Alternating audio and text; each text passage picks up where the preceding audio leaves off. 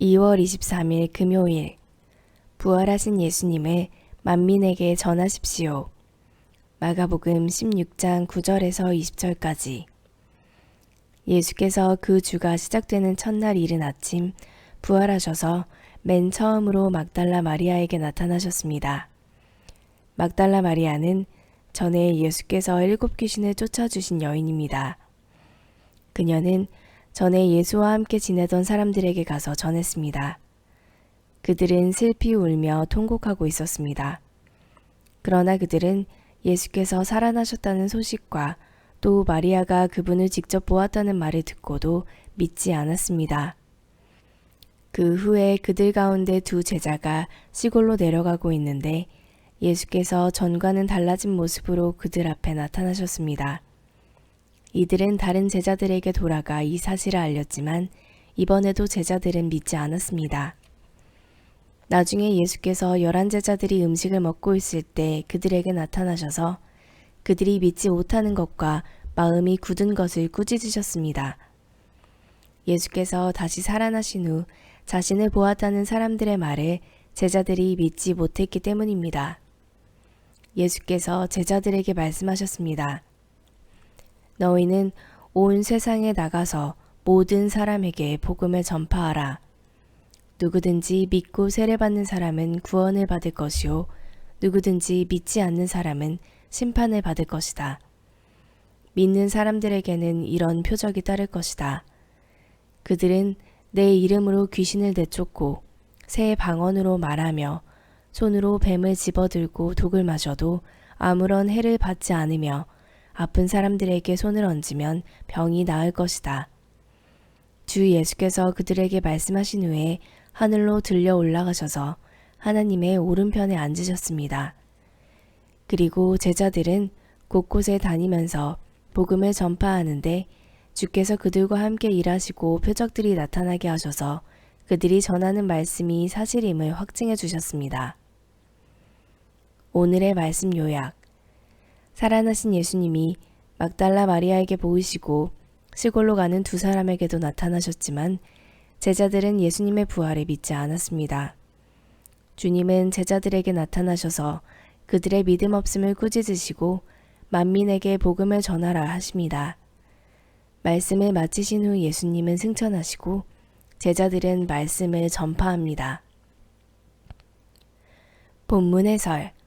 부활을 불신하는 제자들 16장 9절에서 13절까지. 부활하신 예수님을 첫 번째로 목격한 이는 막달라 마리아입니다. 막달라 마리아는 복음 사역에 참여했던 사람들에게 부활의 기쁜 소식을 전합니다. 그러나 그들은 믿지 않습니다. 엠마오로 가던 2 제자도 예수님을 만나고는 예루살렘으로 돌아가 부활 소식을 전합니다. 그러나 제자들은 그들 말도 믿지 않습니다. 성경은 예수님의 죽음과 부활을 마음으로 믿고 시인하는 것을 구원의 조건으로 제시합니다. 이해할 수 없기에 믿음이 필요합니다. 의심의 자리에서 확신의 자리로 나아갈 때 부활의 기쁨과 권능에 참여하는 자가 됩니다. 제자들이 예수님의 부활을 믿지 못하고 의심한 이유는 무엇일까요? 이해할 수 없지만 내가 믿음으로 수용할 일은 무엇인가요? 예수님의 마지막 명령 16장 14절에서 20절까지. 의심과 불신이 믿음을 방해합니다. 예수님은 11 제자 앞에 나타나 그분의 부활을 확증해 주십니다. 그리고 부활 소식을 여러 차례 전해 듣고도 믿지 않았던 그들의 완고함을 꾸짖으십니다. 예수님은 제자들에게 다시금 사명을 주십니다. 너희는 온 세상에 나아가 모든 사람들에게 복음을 전파하라 라는 말씀은 예수님의 마지막 명령입니다. 전도는 한 영혼을 구원하는 하나님의 방법입니다. 이 사명을 감당할 수 있도록 믿는 자에게 5 가지 표적도 약속하십니다. 이 약속은 실현되어 성령 강림 후 제자들을 통해 표적과 기사가 나타났습니다. 예수님은 하나님 우편에 앉으셔서 지금도 만물을 통치하시는 살아계신 하나님입니다. 구원을 완성하시고 승천하신 예수님은 심판주로 다시 오실 것입니다. 부활하신 예수님이 제자들에게 주신 사명은 무엇인가요? 나는 예수님이 당부하신 마지막 명령에 어떻게 응답하고 있나요? 오늘의 기도. 주님, 믿음의 영역마저 이성적인 잣대를 들이대며 해석하려고 했던 저의 얄팍함과 무지함을 회개합니다. 눈에 보이는 것을 전부로 여기며 하나님 말씀을 재단하지 않게 하소서. 복음을 전하라는 주님의 말씀을 기억하며 제가 선 모든 곳에서 하나님 나라를 구현하게 하소서. 묵상 에세이, 직무유기죄, 전도 프리칭, 옥한음. 과거 유럽에서 기독교가 어두워진 때가 있었습니다. 수많은 수도승이 산골짜기의 수도원으로 들어가서 경건한 생활을 한다며 아침부터 저녁까지 자기들끼리만 지내던 때였습니다. 수도원 운동에도 긍정적인 면이 있습니다. 그러나 복음의 본질, 곧 거듭남과 영혼 구원을 외면한 활동이 지속되면 복음의 생명력이 약해지기 마련입니다. 성도는 수도원에 있든 많은 사람이 다니는 시장 한가운데 있든 본질을 붙들어야 합니다. 바로 나 한 사람을 위해서 성부, 성자, 성령 하나님이 협력해 구원을 이루셨다는 진리입니다.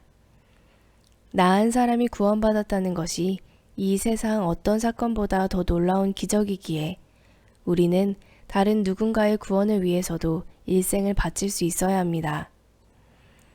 세상에서는 한 사람이 예수님을 믿고 회심하는 것을 아무렇지도 않게 여깁니다. 그러나 하나님 나라에 신문이 있다면 천하보다 귀한 한 생명이 예수님을 믿고 하나님께로 돌아온 일은 실로 빅뉴스일 것입니다. 전국에서는 구원받은 영혼이 들어갈 때마다 큰 잔치가 벌어질 것입니다. 하나님의 가장 큰 관심사인 영혼 구원에 무관심하면 그보다 더한 직무유기죄는 없습니다. 복음을 전하라는 주님 명령은 우리가 반드시 순종해야 하는 사명입니다. 한절 묵상, 마가복음 16장 14절과 20절. 예수님은 그분 백성의 삶에 찾아오십니다. 예수님의 부활 소식을 들은 제자들은 그 사실을 믿지 못했고 주님 앞으로 나아가지도 않았습니다. 그러나 부활하신 예수님이 오히려 제자들 앞에 서십니다. 그리고 그들을 꾸짖음과 동시에 새로운 사명과 비전을 주십니다. 하늘을 오르신 예수님은 이제 성경을 통해 우리를 만나시고 말씀하십니다. 넘어진 자리에서 일어나 잃어버린 사명을 회복하려면 성경 안으로 들어가야 합니다.